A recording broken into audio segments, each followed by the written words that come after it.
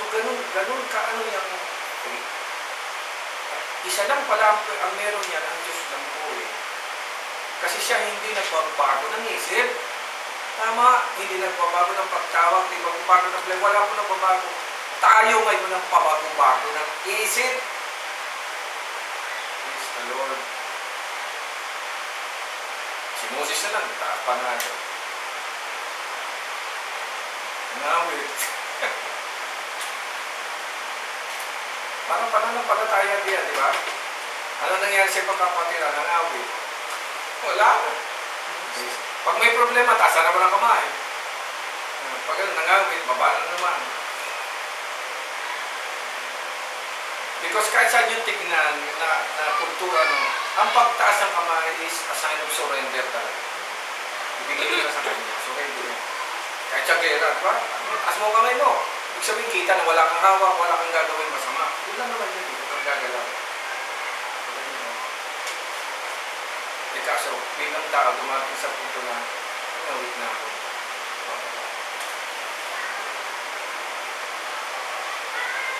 Kasi yun ang meaning na faith. Sabi nito. Huli natin dito. Pero kayo gusto kong itanong? Verse 10. Ang umiibig ay hindi gumagawa ng masama kanino man. Yun na nga. Steady na eh. Tama? Kaya't ang pag-ibig ang kabuuan ng kautusan. Now, yamang alam na natin ito ngayon. Ano daw na? Dapat ninyo gawin ito sapagkat alam ninyo ang panahon ay gumising sa pagkakatulog. Ang pagliligtas natin ay higit na malapit. Kailan?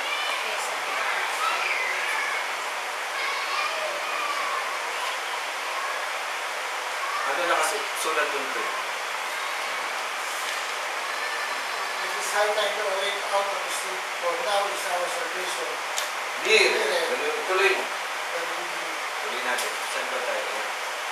Lord. The night is far spent. Oh, The day is at hand, let us therefore cast off the works of darkness, and let us put on the light. Let us put on the armor of God.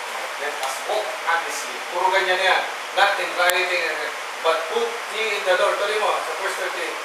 Lord, and make a provision for the flesh to fulfill the last year. Anong sinasabi niyan, mga kapatid? Ito yung practical side. Ang pagliligtas sa ating, verse 11:10. Okay, basa. And that knowing the time that is high. Time is nigh, no? It is high time. High time. At now, yung salitang now. Anong sabi? Yung sa salitang yan. Anong naalala niyo pag yung salitang ngayon? Ano ba sinasabi ngayon? Now. Ha? Today. Okay, yung salitang today. Saan niyo nabasa yan? Today is the day of salvation. Sa Diyos po, mga kapatid, hindi ko na ito madidinan, wala na tayong time. Ang mahalaga sa Diyos, hindi yung nakaraan. Kasi kung titingnan niyo yung nakaraan natin, talagang dami nating sabit. Amen. Hindi rin niya pwedeng sabihin sa atin yung future kasi wala pa yung susunod. Ano yun? Yung ngayon. Kailan daw ang panahon ng kaligtasan? Today. Amen?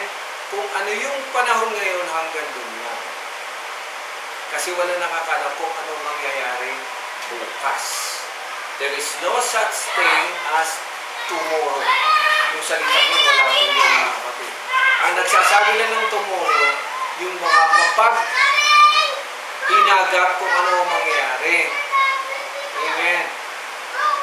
Maganda sanang i-discuss pero wala tayong time. Ang Diyos, mga kapatid, ay ano raw? God of yesterday. Sabi nga dito, Jesus Christ is what? Sinabi na sa aklat ng Hebreo. Yesterday, today, and forever. Ano ibig sabihin nun? Bakit sinabi yesterday, today, and forever? Wala po siyang time limit. Eternal po ang ibig sabihin ng salita nun. Huwag mo nang isa-isayin yung yesterday. Sa kanta na lang, yesterday. May kanta ganun eh. May kanta rin today. Tapos may kanta rin tomorrow. Kasi nga, yun ang kanilang inaasahan. Well, ulitin ko mga kapatid. Ang salitang pananampalataya ay may ibig sabihin ng certainty, katiyakan, kasiguruhan, at steadiness. Ang lindol ba mga kapatid ay steady? Kaya nga yung lindol eh. Unstable yan. Amen? Nung sinabi ng Diyos, lilindol magkakagera, ang ibig na sabihin nun, magkakaroon po ng instability. Mawawalan talaga ng balanse sa ibig mo. Yung lindol na yun, isa lang yan eh. Eh, may gera pa. May bagyo pa. Tirahin ka na sa taas, bagyo. Tirahin ka pa sa baba. Lindol. Saan ka na pupunta?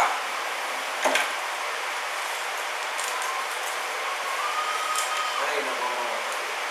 Ang tao, comment ko lang ito, that's my last comment. Wala talagang katatagang maasahan sa tao. Nga lang sa paggawa na lang ng bahay, hindi mo maasahan. Pinayala mo, pag lindol, giba. Kung makdo nga, nagiba. Yung isa, sabi ko, nagiba yun. Ibig sabihin, walang matindir yan kapag hindi steady ang natin. Iiwan ko na lang sa inyo ito. Katagang ito. Walang nakaalam kung buhay pa tayo bukas o hindi. Ang malaga, ang araw sa ngayon na ibigay natin sa Panginoon.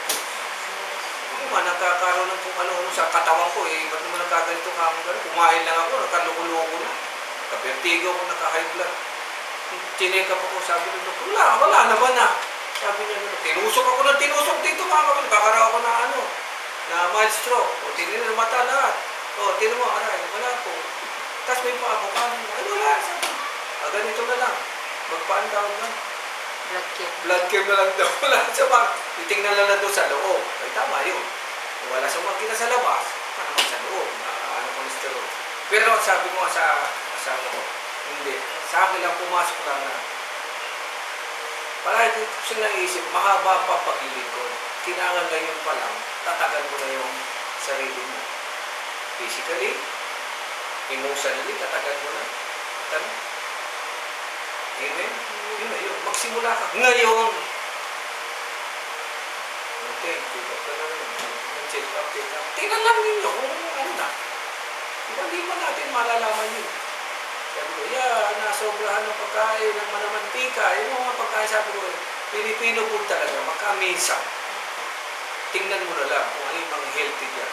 At kung tinignan na nga yung kung alin ng mga ano dyan, kita mo na po, ilan pa na lang kinakain natin. Kung tutusin, lason. Dapat palang kinakain natin yung mga masabaw, prutas, mga gano'n. Iwasan natin yung maanghang, iwasan natin yung luman kung sobrang mantika. Kaya pag pumunta pa kami ng Jollibee at saka mga puro mantika lahat, puro fried chicken, gagawin natin. Diba yung sabi mo, siguro it's time na, ano mo na lang. Sa mga batang katulad nila, okay lang. Kaya pa nilang tunawin yan. Pero pag sa atin po, gusto nila tayo ng mga senior, ay talagang medyo, sila si Terika to, hindi pa nila pagpasok niya ng 40-50, mag-iiba talaga pala. E, nasa 60 ako nung sabi ko. Okay, buhay pa rin. Yan. Steady, kailangan natin ngayon, ang ano natin, is how to make our lives and faith steady. Patatakin. Tama, paalala sa atin ng Panginoon, tama. Humilin doon, ay tumatag ka na. Yes. Well, anyway, sa libutan nga, di ba? Ano ang dapat nyo gawin pag lumilin doon, may bagyo? Sinasabi naman nila.